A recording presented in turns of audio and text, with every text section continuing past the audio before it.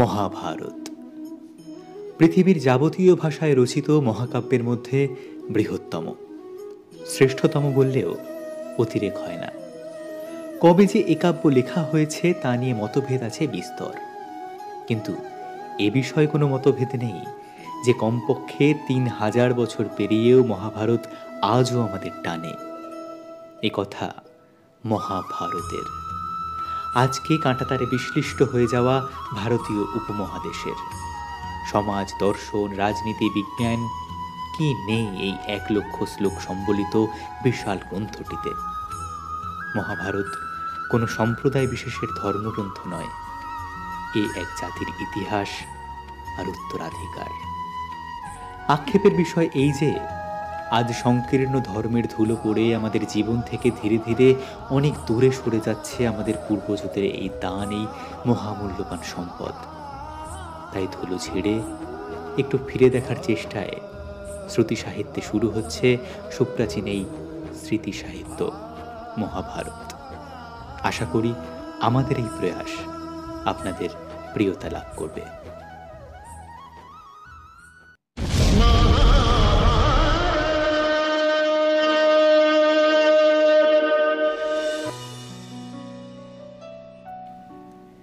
পাশা খেলায় পণ রেখে অবশেষে দ্রৌপদীকেও হারালেন যুধিষ্ঠির।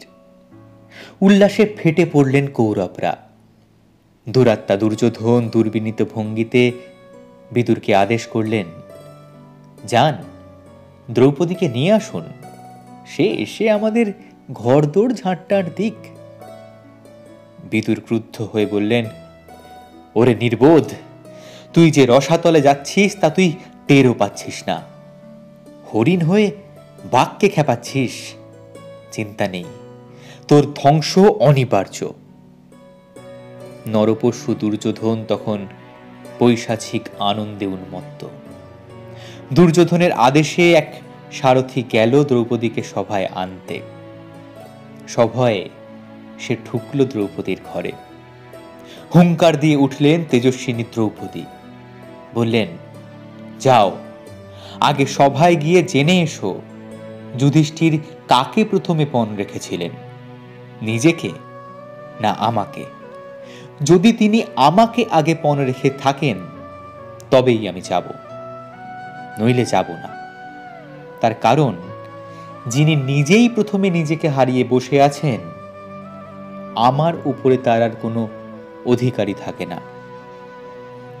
সারথীর কাছে এসব কথা শুনে আহত সিংহের মতো ক্ষিপ্ত হয়ে উঠলেন দুর্যোধন। দুঃশাসনকে বললেন, যা ওর চুলের মুঠি ধরে এখানে নিয়ে আয়। চুলের মুঠি ধরে টানতে টানতে দ্রৌপদীকে সভায় এনে ফেললেন দুঃশাসন। চলল অকথ্য ভাষায় গালিগালাজ আর বহুবিধ নির্যাতন। তখন রাগে ঘৃণায় সর্বাঙ্গ কাঁপছে দ্রৌপদীর। তিনি বললেন, ধিক এই সভাকে, ধর্ম কি লোপ পেয়েছে? ভীষ্ম, দ্রোণ এবং অন্যান্য রথী মহারথীরা কি মৃত? দ্রৌপদী আরো বললেন, যে সভায় জ্ঞান বৃদ্ধরা থাকেন না সে সভাকে আমি সভাই বলি না। যারা ধর্মের কথা বলেন না তারা নাকি আবার জ্ঞান বৃদ্ধ। যাতে সত্য নেই তাকে আমি ধর্ম বলতে পারবো না, আর যা ছলনায় ভরা তা কখনোই সত্য নয়। সভায় যত জ্ঞানী গুণীরা ছিলেন, তেজস্বিনী বিদুষীর এই বাক্যবাণে সবার মাথা হেঁট হয়ে গেল। প্রতিবাদ জানালেন শুধু একজন, দুর্যোধনেরই ভাই বিকর্ণ। তিনি বললেন, এ অন্যায়, এ অধর্ম। মহারাজ যুধিষ্ঠিরের কাণ্ডজ্ঞানহীনতার জন্য একজন নিরপরাধ অবলা নারীকে কেন এভাবে লাঞ্ছিত করা হবে? এ অত্যন্ত গর্হিত কাজ, এ মহাপাপ। সে কথায় কর্ণপাত না করে এগিয়ে গেলেন দুঃশাসন। দ্রৌপদীর পরনের কাপড় খুলে ফেলবার জন্য কাপড় ধরে টান দিলেন।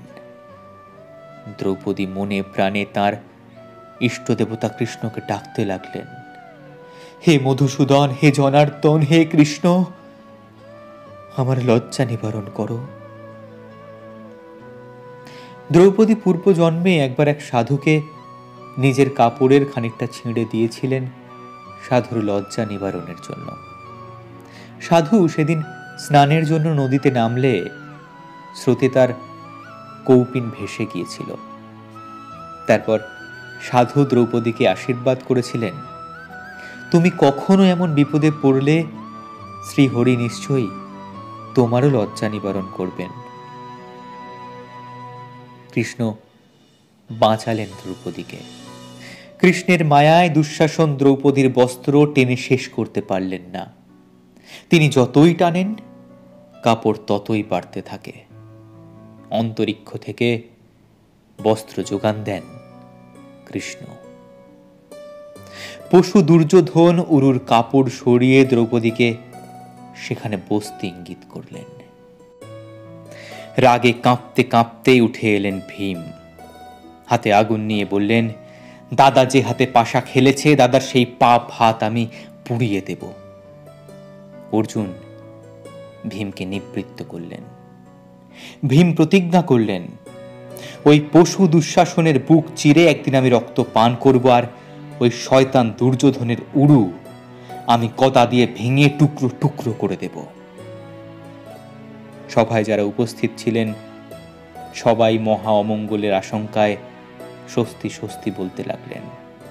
ধৃতরাষ্ট্রকে সবাই মিলে বোঝালেন, মহারাজ, পাণ্ডবদের এই বিপদ থেকে রক্ষা করুন, নইলে কৌরবদের ধ্বংস অনিবার্য। এত বড় অন্যায় এই অবিচার ধর্মের গায়ে সইবে না। চেতনা ফিরল ধৃতরাষ্ট্রের। তিনি ধিক্কার দিলেন নিজেকে। তাই তো, ছি, এতক্ষণ আমি এসব কি সহ্য করছিলাম? সহ্য নয়, বরং বলা ভালো, উপভোগ করছিলাম। আমি বারবার জানতে চাইছিলাম আমাদের জয় হলো কিনা। ছি। দ্রৌপদীকে ডাকলেন তিনি। স্নেহ আলিঙ্গনে তাকে জড়িয়ে ধরে বললেন, মা, ভুলে যাও যা ঘটেছে। আমাকে আমার কৃত পাপের প্রায়শ্চিত্ত করতে দাও। তুমি 3টে বর চাও আমার কাছে। দ্রৌপদী 3 বরে নিজেকে, স্বামীদের এবং হারানো সমস্ত সম্পদ ফিরে পেলেন। যুধিষ্ঠিরের কাছে দুঃখ প্রকাশ করলেন ধৃতরাষ্ট্র। পাণ্ডবরা ফিরে চললেন ইন্দ্রপ্রস্থের দিকে। কিন্তু না, ইন্দ্রপ্রস্থে আর ফেরা হলো না পাণ্ডবদের। পথে দূত গিয়ে খবর দিল আবার পাশা খেলার আয়োজন হয়েছে। ধৃতরাষ্ট্র স্বয়ং ডেকেছেন। এর পিছনেও সেই দুষ্ট চতুষ্টয়, দুর্যোধন, দুঃশাসন, কর্ণ আর দুষ্টের শিরোমণি সেই শকুনি। তারা ভাবলেন, যা, এই ধৃতরাষ্ট্র কি করলেন? সব চক্রান্ত, সব ষড়যন্ত্র যে মাঠে মারা গেল। আহত সাপ কখনো আঘাতকারীকে ছাড়ে না। সে যে আরো হিংস্র হয়ে উঠে সুযোগ পেলেই তার প্রতিশোধ নেবে। কাজেই ফেরাও পাণ্ডবদের, আবার খেলা হবে। আর এবার হারলে 13 বছরের জন্য বনবাস, তার মধ্যে শেষ 1 বছর আবার অজ্ঞাতবাস। এর মধ্যে নির্ঘাত নিকেশ হয়ে যাবে আপদগুলো। জন্মান্ধ ধৃতরাষ্ট্র বুদ্ধিতেও স্নেহান্ধ। কাজেই স্ত্রী গান্ধারীর ভৎসনা আর ধ্বংসের ভবিষ্যবাণী সত্ত্বেও পুত্র দুর্যোধনের বেয়াড়া আবদারের কাছেই তিনি নতি স্বীকার করলেন। যুধিষ্ঠির দূতের মুখে সব শুনে বললেন, ঈশ্বরের যা ইচ্ছা তাই হবে। চলো দূত। আবার একবার কপট পাশা খেলায় পাপাত্তা শকুনের কৌশলের কাছে হারলেন ধর্মাত্মা যুধিষ্ঠির। যদিও এই হারই পরে পাণ্ডবদের কপালে জয় তিলক এঁকে দিয়েছিল, আর কৌরবরা পেয়েছিল তাদের প্রাপ্য শাস্তি। কিন্তু বিধাতার মনে যে কি আছে তখন তা কেই বা জানত। পাশা খেলায় হেরে পাণ্ডবরা সবাই বনবাসে যাত্রার জন্য প্রস্তুত হলেন। রাজার পোশাক ছেড়ে হরিণের চামড়া পরে দ্রৌপদী সহ পঞ্চপাণ্ডব এলেন ভীষ্ম, দ্রোণ, ধৃতরাষ্ট্র, বিদুর ইত্যাদি গুরুজনের কাছে বিদায় নিতে। লজ্জায় সবার মাথা হেঁট, মুখে বাক্য নেই, চোখে জল। বিদুর শুধু বললেন, অধর্মের পরাজয় আর ধর্মের জয় অনিবার্য যেন। কুন্তিকে তিনি বনে যেতে দিলেন না, রেখে দিলেন নিজের কাছে। কিন্তু কুন্তি, এমন রত্নগর্ভা মা কেমন করে তার ছেলেদের ছেড়ে, তার ছেলের বউকে ছেড়ে থাকবেন? কান্নায় ভেঙে পড়লেন কুন্তি। সবাইকে চোখের জলে ভাসিয়ে বনের পথে পা বাড়ালেন পঞ্চপাণ্ডব আর দ্রৌপদী। ঠিক যেমনটি ঘটেছিল রাম, লক্ষ্মণ আর সীতার বনযাত্রার সময়।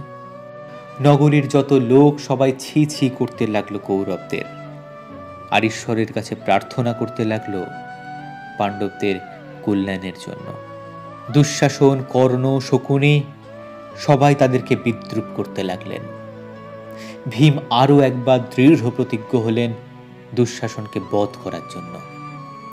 অর্জুন কর্ণকে বললেন, ফিরে এসে তোমাকে যদি বধ না করতে পারি তাহলে যেন হিমালয় তার জায়গা থেকে নড়ে বসবে, সূর্য নিষ্প্রভ হয়ে যাবে। সহদেব শকুনিকে হত্যা করার সংকল্প করলেন। পাণ্ডবদের সঙ্গী হলেন তাদের পুরোহিত ধৌম্য ও শত শত ব্রাহ্মণ আর পুরবাসীরা। তারা বললেন, এই নরকে আমরাও এক মুহূর্ত আর থাকব না। কৌরবদের রাজ্যে এবার প্রকাশিত হতে থাকল অলক্ষণের বিভিন্ন চিহ্ন।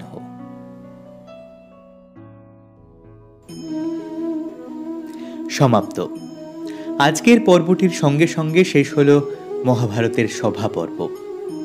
পরের দিন আমরা শুনব পাণ্ডবদের বনবাসের গল্প। শুরু হবে মহাভারতের আরেক নতুন অধ্যায়, বনপর্ব। বিশালায়তন এই গ্রন্থটিকে সহজভাবে গল্পের ছলে আপনাদের কাছে তুলে ধরাই আমাদের উদ্দেশ্য। আমাদের এই উপস্থাপনা যদি আপনাদের ভালো লেগে থাকে তাহলে কমেন্টে অবশ্যই জানাবেন। ভালো লাগলে একটা লাইক করবেন, শেয়ার করবেন বন্ধুদের সঙ্গে, আর এরকম আরও পর্বের জন্য সাবস্ক্রাইব করতে ভুলবেন না আমাদের চ্যানেলটাকে। ধন্যবাদ।